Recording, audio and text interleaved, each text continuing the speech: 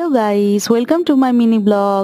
সেদিন আমি চলে গিয়েছিলাম একটা সুন্দর নার্সারিতে। সেখান থেকে আমি কিছু টব, মাটি আর সার কিনে এনেছিলাম। আর তার সাথে আমি কিনে এনেছিলাম একটা পিস লিলি, একটা ডায়ান্থাস গাছ।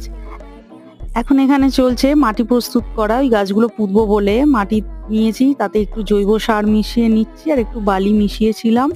ভালো করে সেটা মিশিয়ে নিয়ে সেটাকে আমরা একটা টবে দিয়ে দিচ্ছি। এই টবটাতে আমি পিটুনিয়া পুঁতবো। আমি পিটুনিয়াটা দুদিন আগেই কিনে এনেছিলাম। এখন পিটুনিয়াতে এটাতে পোঁতা হবে। এই যে পিটুনিয়া পোঁতা চলছে। গাছগুলোকে আমি আগে দুদিন ছেড়ে রাখবো, তারপরে আমি এগুলোকে রোদে দেব। এবার আর একটা টবেতে আবার মাটি দিয়ে দেওয়া হচ্ছে। এইটাতে আমি ডায়ান্থাসটা পুঁতবো বলে এই টবটা রেডি করছি। এই যে ডায়ান্থাসটা, এটা পুঁতে দেওয়া হলো। দুটো গাছই কিন্তু আমার রেডি। এবার এগুলো যখন ফুল ফুটবে তখন আমি আবার